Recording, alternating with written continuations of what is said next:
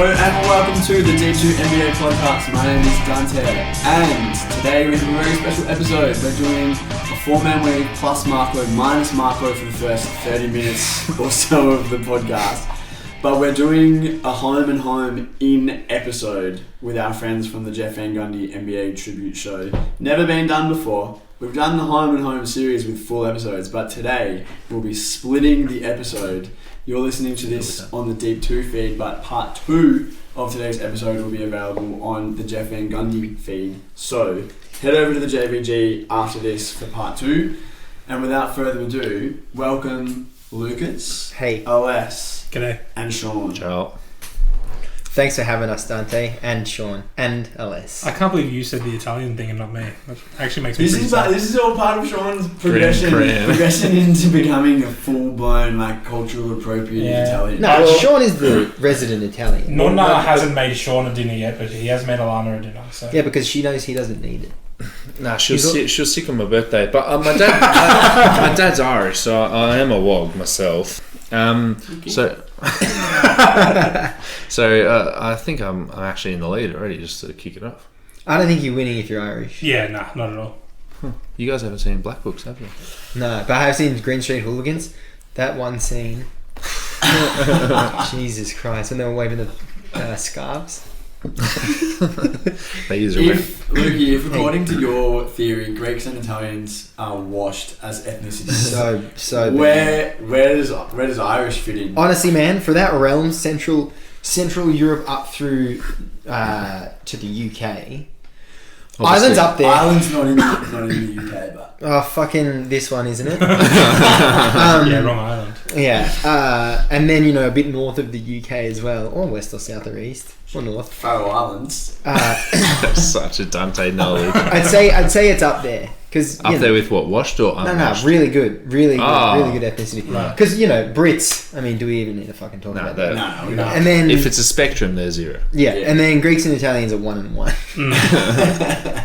But pretty good. Good voice. Great voice. Can't get enough of the voice. Maybe the most loved voice. Actually, the most trustworthy voice. New Zealand's pretty good. Nah, New Zealand's one of the worst accents. Trustworthy?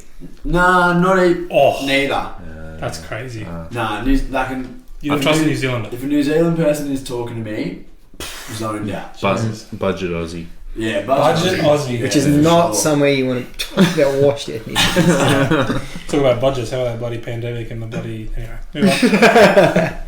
So the next piece of news Not is coming out of Shams Sharanaya. I fucked it. Well, let's just cut that conversation by saying Happy St. Patrick's Day for last Friday to those who celebrate. Go we all are. What do we all do? We're here. we're gathered together for the last supper, the last podcast supper, because we are getting drinks tomorrow night. Yeah. But Lukey, you're going away in 6 days. You're going to be on a plane. I'm going to be on a plane in 6 days. That's completely correct, Dante. And we'll talk more at length on the Jeff Van Gundy half of things. But pretty much looking forward to it at this point. Everything has kind of fallen into line. Citibank Australia did send me an email today at midday saying they're cancelling the card the types of accounts that my card is attached to, but there are so many travel cards with Citibank, it being a global bank. I thought it was a Citibank. What do you like, mate? So that cancels it on May 18. But hey, that might just be my problem. So 6 to 7 weeks into your 4-month trip, 4.5-month trip. Yeah, 4 to 4.5 months. Your card is going to be cut off. The Citibank card will be, but I'll get one of those fucking bullshit Commonbank ones that just doesn't look legit even a little bit. Because you can't. It just says Australia in block writing on the side. I don't know if they've changed it, but you couldn't buy things online with the Commonbank travel. No, I don't think you can. You can't. It's but you can just use your normal. Why would you want to do that? You're overseas, brother. Plane tickets. I recently on my trip left my SIM card in Australia because I wouldn't need it, and I couldn't buy something online without NAB wanting to send the one-time password to my phone number. But they And don't. there's no way to circumvent it, even though in the NAB app I'd gone in and created a trip to say I will be making purchases online, I will be withdrawing money from an ATM. This brings us to our first topic, which is two-factor authentication. Do we need it? I don't think I've ever had two-factor authentication for like an app that probably needs it. But like, I've got it on Facebook, and I for the like one time a year I need to log into Facebook on not a device that I'm already logged into for a pressing matter. It's like, oh, we sent the code to this thing, and then we also sent the code to your email address, and every time it's the I'm not going to say my email address that my Facebook account was built Docs. on. About 42,000 emails as per last check. Yeah. You gotta just go in there and go select all markers red. Nah, it's a game. It's a game. That's a bit iffy. Wow. I was having to get my mum, Rebecca, God bless her, happy 50th for She's other day, the cautiously optimistic one, huh? You wouldn't know it. She thinks she's pretty confident Lonzo might return before 2024, but we'll talk about that later. Don't jump the gun. We'll talk about that later. I had to get her to put my SIM card in, try and buy the thing so it would send the code to her phone, and then she's messaging me on Facebook Messenger the code. Oh, goodness. Absolute fucking with the time difference and everything, absolute nightmare. Yeah. How is your mum? She's good. How's your mum with technology? About what you'd expect from a 50-year-old woman, like smack bang in the middle of the bell curve. So she needed to be walked through taking the SIM card out and then putting a new one in? No, like she's taken a SIM card out before. Okay. Like she could go onto the smart TV and like log into the Disney Plus account. That's fucking... Yeah, my 50-year-old mum is not doing Bro, that is two standard deviations above me. Yeah. Alright, well, You got a tech mum. She's kicking goals then. 90th percentile. Yeah, 100. Yeah. Yeah, well, no. 90th. Bloody hell. Well, we're sitting here drinking a nice drop of red French wine. And should we talk about this bloody French kid that they've got coming through the NBA draft? I love it.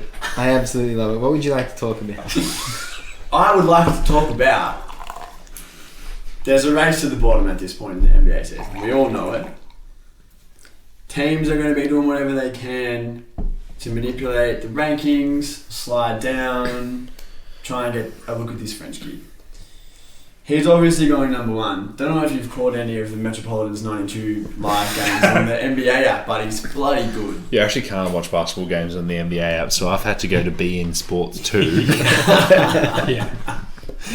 Oh, we do have a laugh, but in all seriousness. But of the teams that are like trying to slide down, quote unquote, half of them are just winning games that they shouldn't be winning ever. Like Portland shouldn't have been winning all year. Let's start there. Yeah, but they're trying. Portland's trying, but Portland's still trying. Yeah, but they shouldn't have tried. Yeah, but here we are. Yeah. And they're still trying to win for the rest of the season. Houston's knocking off playoff teams. Charlotte's won a couple in recently. Orlando loves beating good teams and losing to bad teams, which I would argue is actually smart. Thank you, bro. The Wizards. I'd argue that's actually a smart tactic. Like prove yourself against someone who's going to take you easy, and then lose to the teams that are vying for your draft position. So that's always good. But yeah, it's always getting to this part of the season. They just win a couple games. Like Utah beat Sacramento without marking. Why? Yeah. What is the point of that? I just don't understand the point. I mean, to be fair, they rested Markkanen and they just happened to Ochai Agbaji had 20 points and 7 assists or something, and they just happened to win. Once you're actually on the court and you've convinced your star to rest, there's only so much you can do. A broken we say here in the Deep Two, a broken clock's wrong right twice a day, and the 2013-14 Philadelphia 76ers right 11 times a season. So sometimes you just accidentally win because everyone's trying hard. I've actually heard that before. It just happens sometimes. That's my favourite statement. But it's happening so. I think it just happens too often for my liking, or maybe it happens often enough for us to notice it. And call it out. Yeah, you see it when you. Yeah, but. We'll run through the numbers. Detroit, Houston, San Antonio, who are the bottom 3 teams at the moment, all have a 14% chance at the number 1 pick. Charlotte 12.5, Orlando 10.5, but that is knocked up a little bit because Chicago owe their pick to Orlando if it falls within the top 4, so that's adding 3.7 to the top pick. Portland have a 9% chance at getting their number 1 overall pick. And friend of the program, Jackson, messaged me today. He's a San Antonio Spurs fan and said, I'm actually getting a little bit worried because we're banking a couple of wins here and they're only a game or two ahead of Charlotte. And he's like, I know... we've done an excellent job at tanking, but now they're getting to the point where they're re-arresting Devin Vassell because they're getting a little bit too close to the Charlotte Hornets. But isn't it crazy that you can lose 16 games in a row and then this can still be true? That you're like, you're sweating on whether you've lost enough games. But the reason we're having this chat is just to sort of give our opinion and a little bit of subjective analysis on who we would like to see get the French kid. Now, the French kid, Victor Wembanyama, should be a guy who can hit threes, score in the paint, 7 foot, maybe he can guard up a little bit. He's supposed to be Rudy Gobert with a jump shot and a little bit of shake.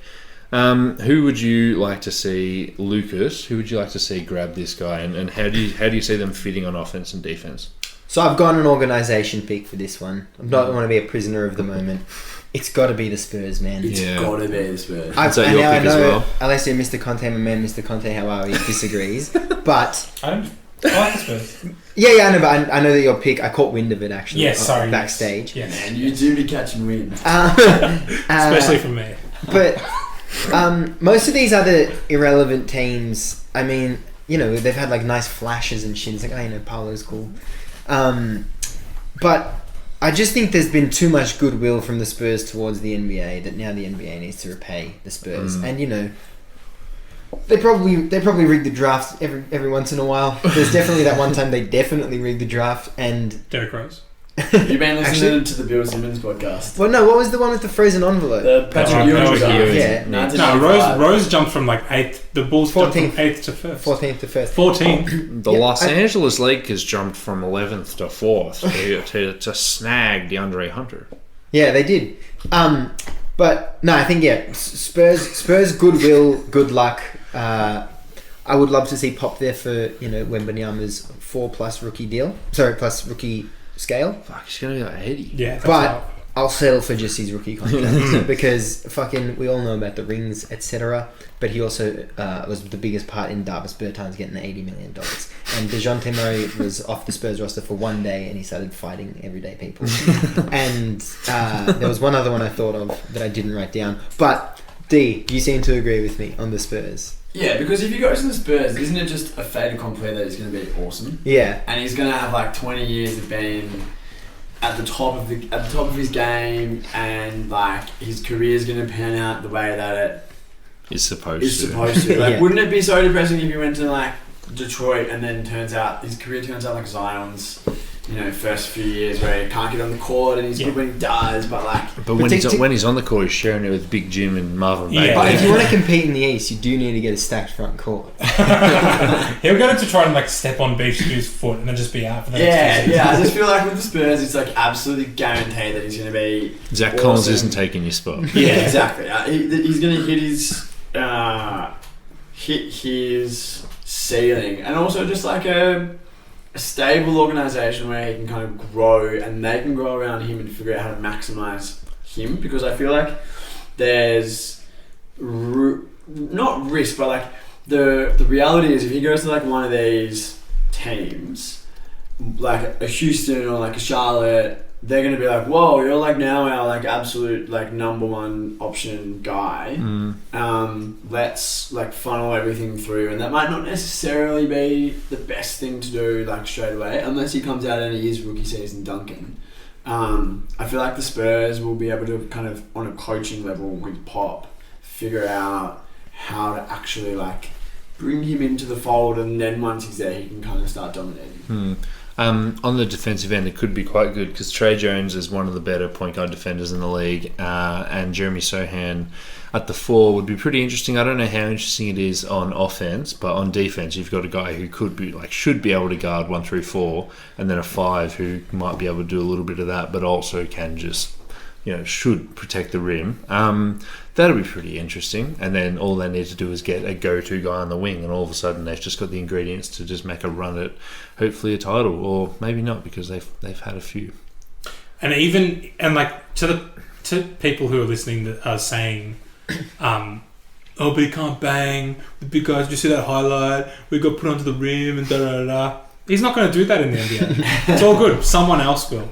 Also, he's a teenager. Like Rudy Gobert used to be super skinny. Yeah. Oh my god. Yeah, but is Rudy Gobert banging now?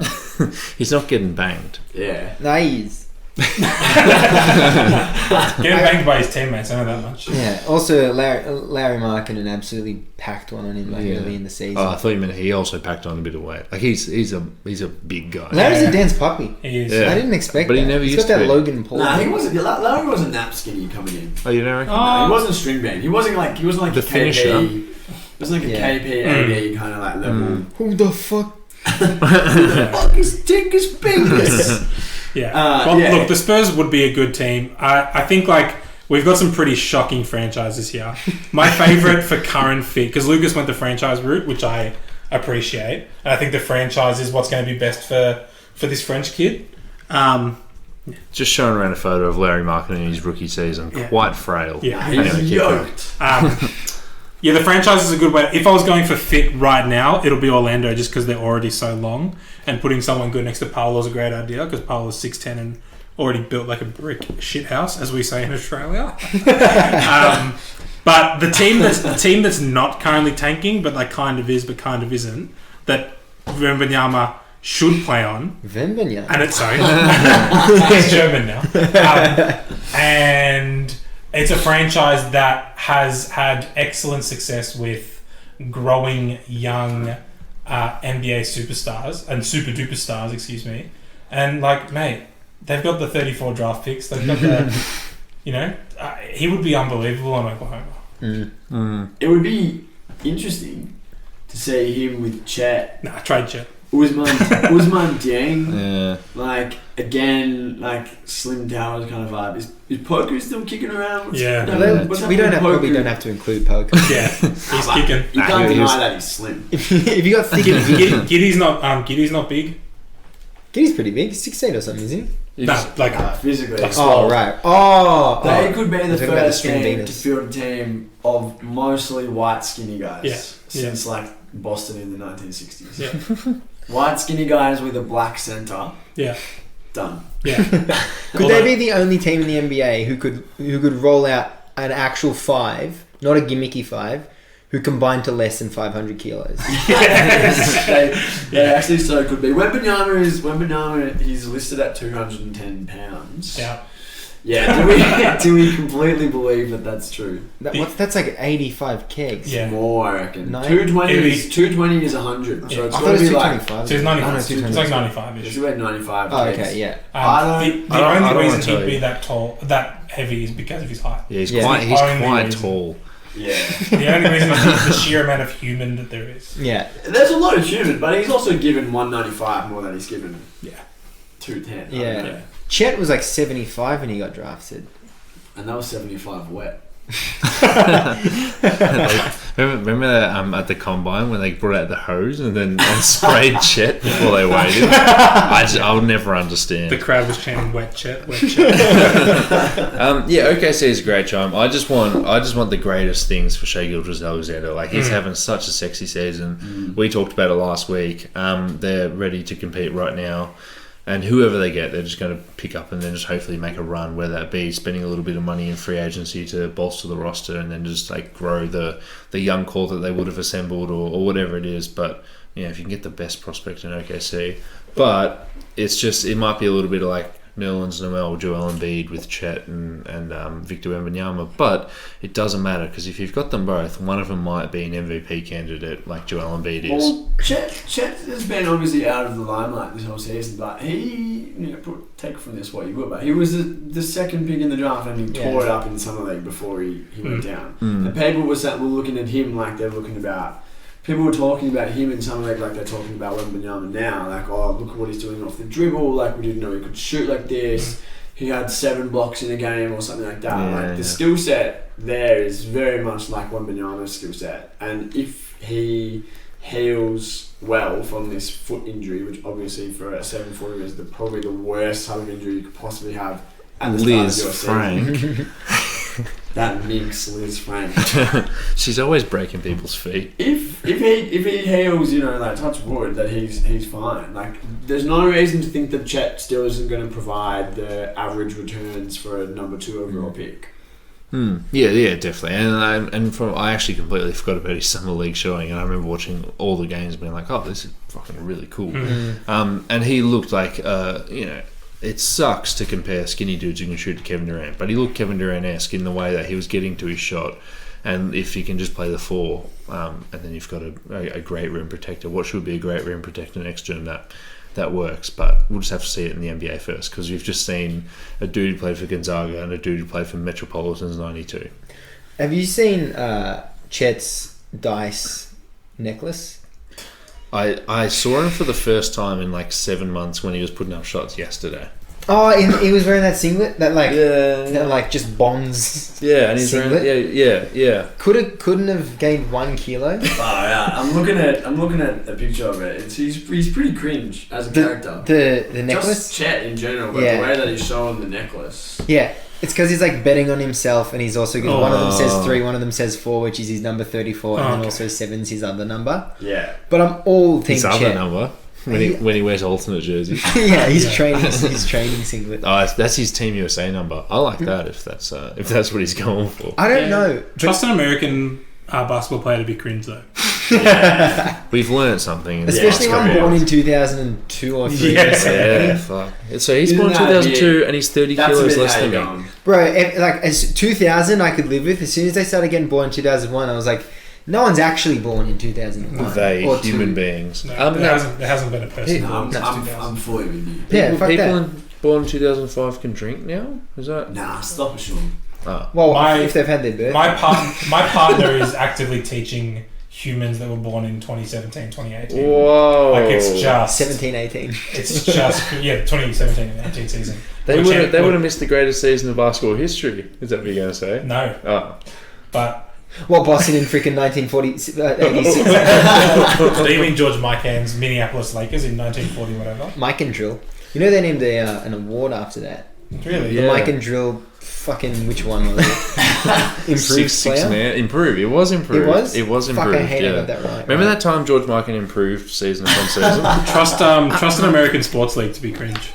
But side note, I don't know anything about baseball, but it seems pretty cool that Japan versus America, a little bit of America's pastime. It seems pretty cool that Mike Trout, apparently the best hitter, and Shohei Ohtani, the best thrower, for want of a better word. Wasn't he a hitter? He's both. Yeah, no, the Andrew Simons of baseball. We call that Andrew Simmons, Jared Brennan, just names of Michael Clark for that one. Jared Brennan with the mention in a big spot. This is my second Jared Brennan mention in a week. You don't have to I'll never forget him. Him and Daniel Bradshaw. But do you want to know a fun fact? Fun fact about Daniel Bradshaw. Actually, trivia time. Wait. Is he not a great bloke? No. How many set shots would he take after practice? 7. 34. Yes. That wasn't even a bit. His number was 34. It was a bit. No, it was 34, which is the Chet bit. Yeah, I forgot about that. Oh, okay. 200. Dead-eye Daniel Bradshaw would take 6 shots after practice. That's not many. I know, but he was like, he didn't want to get in his own head. He wanted to just like try it once, get it, kick it, and then just fuck off. And man, it worked for him. He was absolutely lethal. Yeah. From a set shot. Yeah. Not much good on the run, but bloody hell. You're going to need to put the E on this one, on this podcast. But Shit. Pitch Music and Arts Festival, which happened 2 weekends ago, I got sent a photo of a doostick from there of Jason Ackermanis doing a headstand, and they had photoshopped about 10 lines of white powder onto the grass underneath him, and the text down the bottom said Jason Ackermanis. Yeah. Wait, a drug reference on a doof stick. Yeah. You would not believe it. You would not believe it. My team, who I'd like to see get Victor Wembanyama, is the Orlando Magic. I think you just mentioned in the throwaway comment, they've sort of got everything else. But what if they have them all? What if they've got Bol, who could be very, very, very good, and Bol, so they don't have to change up their scheme when he gets subbed in for Victor Wembanyama. Yeah, but he might struggle to get past John Isaac in the depth chart. So. Fuck, he played 15 games and just went home. No way it was that many. Yeah, I reckon it's going to be less than 10. If you have Bol the 4 and Bol the 5, who's banging with the big guys? Paolo. Love that. Yeah. But yeah, Paolo, who he doesn't project to be a good defender, just by his body type, his position, and his ability. Which is probably the most key element. You know, John Isaac shot 40% from 3 this season. How many attempts? 2 from 5. Actually, 3, 1.4 per game. I was looking at the twos. Yeah. What numbers to start with? How many games? 11 games. Hey, we don't need to be talking about this. Anywho, so he doesn't have to worry about. He doesn't have to worry about playing. Paolo doesn't have to worry about playing defense whatsoever when he jumps on the court. If he can have Victor Wembanyama behind him, and if he's going to be the guy who, if he is the Blake Griffin who he is projected to be, which it looks like he is, the guy who's your whole offensive hub. They've just got nice passers and shooters all around him. Victor being able to shoot at the 5 is pretty sexy. Yeah, I also like from the Magic prospects of having all these tall freaks is that you can just be I guess he's the point guard on offense and he's going to be the point guard on defense. You can play the 5 in some situations, and if they have a guy that's above 45 kilos, we're going to have to put Paolo on him. And Markel Fultz doesn't have to shoot. Oh, bro! But he's good now. Wait, no, that's what I'm saying. No. That's what I'm saying. Markel Fultz. I mean, spoiler alert. I'm not going to be here for a while, so I want to get this on air. I reckon he's going to be maybe my pick for most improved next year, or maybe the year after. You can take that to the bank. 20, 25, 26. It's one of the two. At age 30. It depends on a few things. No, that's a good job. That'd be nice. It'd be he deserves it. A nice story. You gotta be taking words out of Chuck Barkley's mouth, pulling for Markel Fultz. You want to do the impression? No. Please. You're going away, you've got to get it on tape. We're pulling for Markel Fultz. You're just sitting in your grandma's basement with your drawers on. Chuck. Oh, bloody hell! All right, well that was a good little chat. Should we move on to the next piece of news, which is the next piece of news coming out of? Does anyone know that I'm doing a Sean impersonation? Is it just bad? Yeah. You don't sound like I do it better. So the next piece of news is that the Chicago Bulls guard Lonzo Ball has had his 3rd surgery for his, quote, best chance to return, unquote, coming from Tim Bontemps of ESPN. Lucas, could you do a better impression? Well, I actually wanted to know if there was anywhere I could read a little more on that. Oh, you could actually read a little bit of an in-depth article from myself, the guy who you're impersonating, on pippinaneasy.com. I can't believe it's that simple. Is that the guy from the impersonation? You. Ah, yeah. The Chicago Bulls fan-sided website, where I just sort of looked at the Bulls' options. Do you just want me to take the reins and set the table for this one, and then you guys can all jump in? We'd love to. Awesome. Let me take a breath. So there's 3 options that the Bulls can go, that the Bulls can take with Lonzo Ball, where they can waive him today and say, okay, cool, we waived him. You have to have a doctor from your team and a doctor brought by the NBA and then a doctor brought by the Players Union. Don't yawn at the start. It's just going to keep going to determine that his career is over because of injuries, and then that will waive his roughly $20 million and roughly $21 million off of his salary for next season, and that would just give the Chicago Bulls spending power, and massive but, because when it comes to Jerry Reinsdorf, one of the cheapest owners in the NBA, the guy who broke up the Michael Jordan Bulls because of money reasons, he would have to simply pay Lonzo that salary out of his own pocket and then have access to another roughly $20 million in cap space to then spend again, which, that spending word really sucks. So let's say that's not an option. Then the Bulls can also just sit there and wait it out and hope that this best chance to return does hit and he does end up playing a basketball game again, which it would be pretty cool for a basketball player to play a basketball game. And when they were together, we didn't write the number down, but I think they were something like 22 and 13. 27 and 13. 27, but he had missed 5 games. So 22 and 13 with him on the court, and then they'd won 5 more. They were the best team in the East. What about if they were 27 and 8 with him missing 5 games? You just assume that they were all losses. Yeah, because he's that good of a player. So you can also just wait and hope that he comes back, and he's supposed to come back halfway through next season. Some might remember that he was supposed to come back halfway through last season, also known as this season. Or you can trade him. Should we take a break while we let the M in the 4-man weave plus M in? Sure. Welcome back to the Deep 2 NBA podcast. Now, friend of the pod, Marco, and half of the JVG NBA Tribute Show is back and here for the rest of this episode. Hello. If you'd like to find out why I'm late, well, you just have to listen to this part 2 on the JVG feed, won't you? Because we're in the middle of a discussion about Lonzo Balls. That's right. So, yeah. I was going to say, grown men love balls. And how's Lonzo? Yeah. So we left off with a trade wave or just wait it out. Obviously, one of them is more interesting than the other two because we don't want to talk about the logistics of sitting a guy. With the trade front, now we talked about this in the group chat. Obviously, trading for Lonzo Ball would suck a lot. But I would really love to see the San Antonio Spurs just trade for him. Just give something, matching salary. Just give the Bulls just a little bit of a tickle. Maybe, you're probably going to get a first round pick for your troubles to do that. And is it going to be worth the Bulls' time to dump salary just to pick up just to lose a first round pick in the process? But do you guys? Am I crazy? Do you guys like a Spurs or just a rebuilding team just taking a flyer on Lonzo, or is he just done because he has no cartilage in his knees? Who has 3 surgeries? Yeah. Are they all in the same thing? Get a new doctor. I think so, yeah. Just when has this ever happened? It's 2023. Go to Germany for 2 days and you'll come back the best player of all time. Or also, go to a new fucking doctor. This shit never happens. And fucking hell, bro, Lonzo is so good. We were up in the air about what record the Bulls had last time he was healthy. we finally found out it was 27 and 13. They were top of the East, and since then it's been so comfortably below 500. I'd love to see their record from when Lonzo got injured to today, because you've got a losing season right now, but also they went down to closer to 500 than they were before. So he's a good glue. He's a good connector. They were below 500 after he was out for real on that season, because they had 42 and 40 or something, 44 and 30. And then they went 1 and 4 in the playoffs. Yeah. So it just goes from bad to worse. And went from what?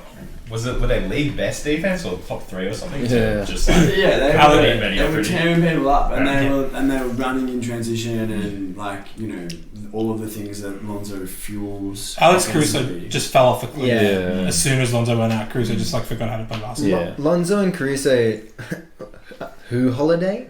Yeah. But the original question would... Yeah, back to your question. Am I stupid for thinking a team should take a flyer? I don't think a team's going to take a flyer on him because it's not like there's 1 more year left and then he has a good year in time. He's got 2 years left, one of which is a player option. And so if they're saying that he is maybe going to return halfway through next year, he was supposed to be ready at the start of this season. And it's just dragged. He's ended up missing the whole thing. There's no way that a team thinks that they're going to have him next season if they're trading for him. And then he's definitely going to pick up his $20 million player option in the 4th year of the contract, 2 years from now. So if you trade for him, you're locked in on 2 years of him, and you're only going to see him on the court for maybe 1 of those years. And I think that for a team that's looking for a connector or solid, backup point guard player or whatever, there's just other safer options on the floor. And what's his value if after 3 fucking surgeries he's not the defender that he was, he's not the athlete that he was, what is he then? For his value is Balls sell tickets. Ball brothers sell tickets and jerseys. So it might not be worth the flyer for another team, but I don't think it's as much of a given for Chicago to just dump him. Because, if he comes back and has any sort of, meaningful play time, he'll sell jerseys and he'll sell tickets because his dad will do it, and so will his brother. So I think the value is like off the court at this point. Which is not very good for us. No, it's not. It's not. But like you talk about Jerry Reinsdorf being the guy that like blew up the rah. Like bloke just wants to sell tickets and make as much money on his investment as possible, and like Lonzo will help do that. Marco, would you like to see him in the Pelicans? No. No, honestly, no. Just out of injury concerns. On paper, definitely. Like he's actually like the player we're missing. I mean, he's the player that a lot of teams are missing on paper, I think. I think if you put everything you guys have set aside, which is just that like he's probably not going to play. Well, he might just never play a basketball game again. / if he does, he'll be like 40 games a season. He'll just be one of those players. But I like the Spurs. I like the Spurs suggestion, Sean. I also was thinking you've been down on Josh Giddey lately, pairing Lonzo Ball and Shai Gilgeous-Alexander in OKC together. Yeah, that's good defender, catch and shoot threes, running in transition. That's a bit of a weighted trade. OKC just keep postponing their winning season. Yeah. We'll win in the future. Yeah. We'll win in the Who future. knows? Yeah. I'm happy to wrap up the Lonzo Ball chat. Well, I just wanted to say, You've got his facial hair. yeah, I've been working hard on And it. his hair. I went to my barber in Mumbai and I said, Sharif, this is the one I want. And he guessed my name's Michael.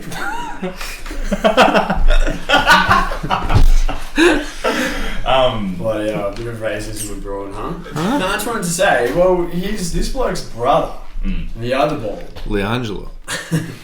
The other ball. He had 3 sprained injuries, 3 sprained ankles, and a broken ankle on the same ankle in the same season. And one of them was complete non-contact. Yeah, so reports are coming out over the last few days that he's aiming to be back ready for training camp, which is good. But he only played 35 games this season, the same amount that Lonzo played last season. If there's a bit of a thing, He's watching. if there's a bit of a thing going on here, are we looking at a future where give it 2 or 3 years and Leangelo could be the most relevant player? Now, I'm not saying that it's gonna happen, but all I'm saying is that he's currently tearing it up for the Greensboro Swarm in the G League with 2022-23 averages of 2.3 points per game on 25% from the field. Wow. And get this. He's probably not breaking his knees. Get this, 11.1% from 3, and for those who are asking for the raw numbers, that's 0.3 threes made per game on 3 attempts. Oh my Who were we talking about? Oh my God. Talking about Banchero last week with the 0.8 that ended up not being the 0.8. It wasn't true. So far. So it's cap. But anyway, balls get clicks. So in the interest of promoting the podcast, we've had that ball chat. So, and if you clicked on it, it was in the title. And if you clicked on YouTube, it was in the file name. Can we just get a shout out for Michael Jordan? Seriously, that guy. If that guy's not the best businessman in world history, he bought a shit franchise, did absolutely nothing, happened to stumble into LaMelo Ball, and like inflation and pandemics and just the cost of sports teams going up by millions, hundreds of millions of dollars, and now he's going to sell a team for supposedly sell a team for way more than it was worth. And he did absolutely fucking nothing for that to happen, but he's going to claim and receive all the credit and the money. Could you imagine him with today's rules, though, man? 36 a game. could you imagine him if he didn't miss so many games? Michael Jordan in today's NBA is Dennis Schroeder. Wow. That's a joke. That's a That's a joke. hot take. That's a joke. That's gonna be in the thumbnail. Lonzo Ball would be Dennis Schroeder if he was Michael Jordan. The last, just on that LaMelo thing, if you just want to open the run sheet again, therefore we can what's the language here that they use? LaMelo Ball aiming to be ready for training camp next season. Giving me big Zion Williamson vibes. Oh. That aiming to be. Yeah, how did I just be there? Yeah, like, I'll actually. It's in 6 months. I'll actually be good in July. You know? Like, I'll be good well before. Yeah, that isn't like a marker yet. We are not even at the end of the season. Yeah. All right, well, that should wrap up our pod. We're going to go over to the second half of this episode on the JVG NBA Tribute feed, which you can find wherever you get your weekly podcasts. As a passing of the baton, I'm going to give you the fork. Wow. We've all had 3 Lucamates.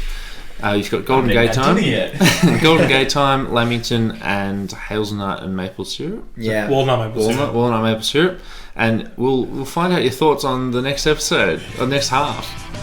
That was Yeah.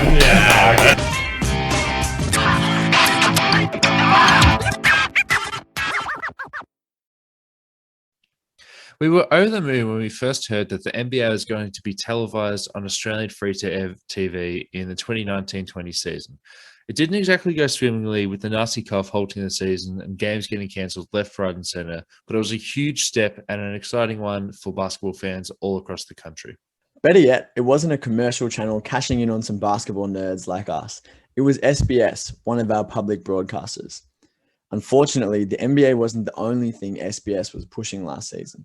They also ran advertisements from Sportsbet, Ladbrokes, Bet365, BetEasy, and Neds, some of the biggest sports betting companies in Australia. In a one step forwards, 2 steps backwards move, SBS has dropped the ball here. As a public broadcaster, SBS plays a key role in providing relevant, culturally appropriate health information to local communities. The last thing SBS should be doing is offering a platform for gambling companies during the most financially unstable time in recent memory.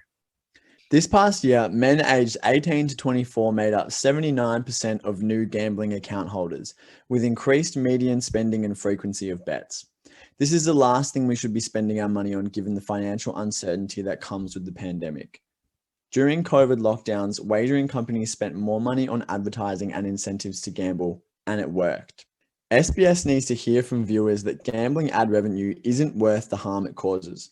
Call on the SBS chair, George Savitas, to put community health ahead of gambling revenue by signing the petition at www.endgamblingads.org.au/get gambling off SBS with hyphens in between.